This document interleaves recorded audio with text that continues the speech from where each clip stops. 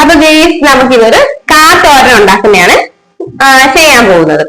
അപ്പൊ അതിനാവശ്യമായിട്ടുള്ള സാധനങ്ങൾ, അപ്പൊ അതിനാവശ്യമായിട്ടുള്ള സാധനം എന്ന് പറഞ്ഞാൽ നമ്മുടെ പച്ചക്കായ എടുത്തിട്ട് ഇതുപോലെ ചെറിയ പീസസ് ആയിട്ട് അരിഞ്ഞെടുക്കണം. എന്നിട്ട് അത് നമ്മൾ കുറച്ചു നേരം വെള്ളത്തിൽ ഇട്ട് വെച്ചാൽ ഇതിന്റെ ഒരു കറയുണ്ട്, അപ്പൊ അതൊന്ന് പോയി കിട്ടും.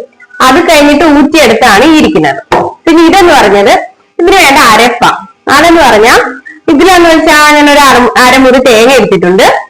എന്നിട്ട് അതിനകത്തോട്ട് കുറച്ച് ചെറിയുള്ളിയും കുറച്ച് വെളുത്തുള്ളിയും അതുപോലെ തന്നെ കുറച്ച് നല്ല ജീരകം എന്ന് വെച്ചാൽ ചെറിയ ജീരകവും കുറച്ച് പച്ചമുളക് ഇട്ടിട്ട് തേങ്ങ കൂടെ മിക്സ് ചെയ്തിട്ട് മിക്സിയിലിട്ട് അരച്ചെടുത്ത അരപ്പായിടും. പിന്നെ വേണ്ട ഇതെന്ന് പറഞ്ഞാൽ ഇതിനകത്തോട്ട് കടുക് തളിക്കാനായിട്ടുള്ള സാധനം എന്ന് പറഞ്ഞാൽ ഈ കറിവേപ്പിലയും ഉണക്കമുളകും. അപ്പം ഇനി നമുക്ക് സ്റ്റാർട്ട് ചെയ്യാം. അപ്പൊ ഫസ്റ്റ് നമ്മൾ ഈ ഒരു പാൻ എടുത്ത് വെച്ചിട്ട് ചൂടാക്കണം. അപ്പൊ നമുക്ക് ഇതിനകത്തോട്ട് വെളിച്ചെണ്ണ ആദ്യം ഒഴിച്ചു കൊടുക്കാം. ആവശ്യത്തിനുള്ള വെളിച്ചെണ്ണ ഒഴിക്കാം. തോരനായതുകൊണ്ട് ഒരുപാട് വെളിച്ചെണ്ണയുടെ ആവശ്യമില്ല, ഇത് വേവാനായിട്ട് ആവശ്യമായിട്ടുള്ള വെളിച്ചെണ്ണ മതി. അപ്പൊ ഈ വെളിച്ചെണ്ണ ചൂടായിട്ട് വരുമ്പോഴത്തേക്കും നമ്മൾ അതിനകത്തോട്ട് കടുകിടണം.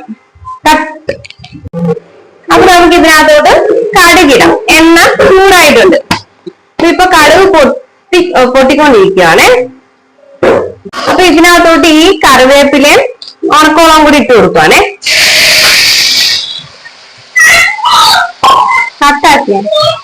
അപ്പൊ ഇതിനകത്തോട്ട് നമുക്ക് കായിട്ട് കൊടുക്കാം.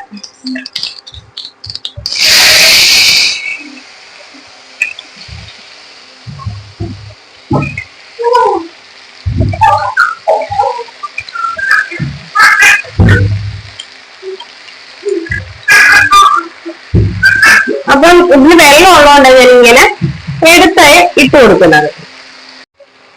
അപ്പം ഇതിലോട്ട് നമ്മള് ഈ മഞ്ഞപ്പൊടി കുറച്ച് ആവശ്യമായിട്ടുള്ളത് ഇട്ട് കൊടുക്കണം.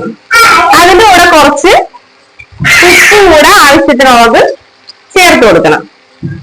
എന്നിട്ട് ഇത് രണ്ടുമൂന്നും നന്നായിട്ട് മിക്സ് ചെയ്തെടുക്കണം. നന്നായിട്ട് മിക്സ് ആണ്. ഈ ഉപ്പും മഞ്ഞപ്പൊടിയൊക്കെ ഈ കഷ്ണങ്ങളിലൊക്കെ നന്നായിട്ടൊന്ന് പിടിക്കുന്ന രീതിയിൽ വേണം ഒന്ന് ഇളക്കിയെടുക്കാൻ.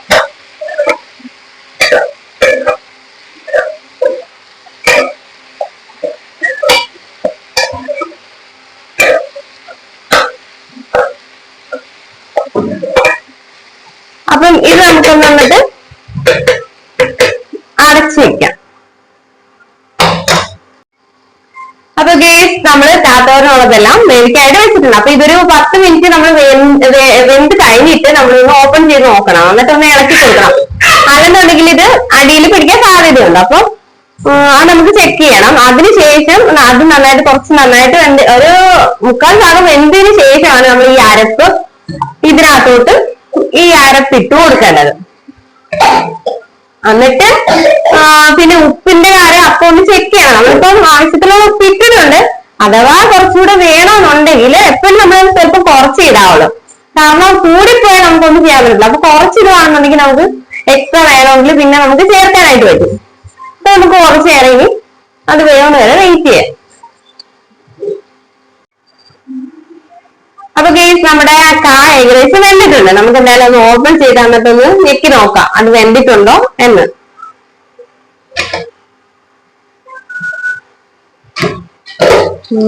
അപ്പൊ ഇത് ഏകദേശം ഇതിങ്ങനെ ഉടഞ്ഞു വരുന്നുണ്ട്. അപ്പോഴത്തേക്കും ഇത് ഏകദേശം വെന്തിട്ടുണ്ട്. അപ്പൊ നമുക്ക് എന്ത് ചെയ്യാം, ഇനി ഈ അരപ്പ് ഇതിനകത്തോട്ട് ചേർത്ത് കൊടുക്കാം. നന്നായിട്ട് ചെല്ലാൻ വേണ്ടി നമ്മളിങ്ങനെ അരപ്പിനകത്തോട്ട് ചേർത്ത് കൊടുക്കും. അപ്പൊ നമുക്ക് ഈ അരപ്പിനകത്തോട്ട് നന്നായിട്ടൊന്ന് ചേർത്ത് മിക്സ് ചെയ്ത് കൊടുക്കാം. അരപ്പിടുമ്പോഴത്തേക്കാണ് നമ്മൾ തോരൻ നന്നായിട്ട് സെറ്റ് ആവുന്നത്.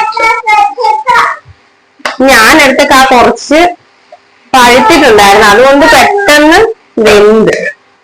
പക്ഷെ പച്ചക്ക എന്ന് പറഞ്ഞാൽ പച്ചക്ക തന്നെയാണ് കുറച്ചുകൂടെ നല്ലത്, ഒത്തിരി പഴുക്കാത്ത. ഇതിപ്പോ നന്നായിട്ടൊന്ന് ഇളക്കി മിക്സ് ചെയ്ത് ഇപ്പൊ നല്ല സ്മെല്ലൊക്കെ വരുന്നുണ്ട്, അരപ്പിന്റെ സ്മെല്ല്. അപ്പൊ നമ്മൾ അരപ്പ് നല്ലതാണെന്നുണ്ടെങ്കിൽ ഉള്ളിയൊക്കെ നന്നായിട്ടൊക്കെ ഇടുവാണെന്നുണ്ടെങ്കിൽ കുറച്ച് നല്ല ടേസ്റ്റ് ആയിട്ട് കിട്ടും. അതുപോലെ തന്നെ വെളുത്തുള്ളിയൊക്കെ ആവശ്യത്തിന് വേണം. ജീരകമൊക്കെ ആവശ്യത്തിനുണ്ടെങ്കിൽ കുറച്ച് നല്ലതായിട്ട് കിട്ടും. ഇല്ലെന്നുണ്ടെങ്കിൽ ഒരു ടേസ്റ്റ് ഒന്നും കാണത്തില്ല. നമ്മൾ ആവശ്യമുള്ള സാധനങ്ങൾ കറക്റ്റ് ആയിട്ട് ചെന്നാലേ കറിക്ക് ഒരു ടേസ്റ്റ് കിട്ടും. അപ്പൊ ഇനി ഇത് കുറച്ചു നേരം കൂടെ നമുക്ക് അടച്ചു വെച്ചത് വേവിക്കാം. അപ്പൊ നമ്മൾ ഇതിനകത്ത് വേണ്ട കാര്യങ്ങളൊക്കെ ഇത് ചെയ്തിട്ടുണ്ട്.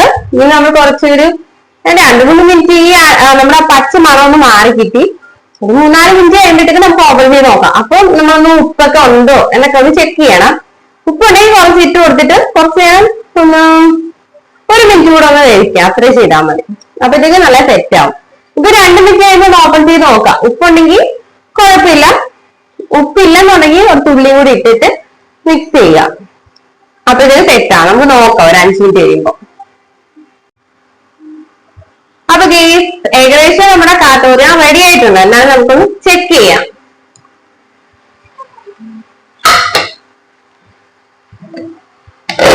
ആവിയൊക്കെ പറക്കുന്നു. സ്മെല്ലൊക്കെ നന്നായിട്ട് വന്നിട്ടുണ്ട്.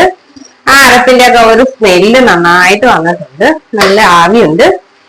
അപ്പം നോക്കുമ്പോഴത്തേക്കും നമുക്കൊരു പീസ് എടുത്തിട്ട് നോക്കാം.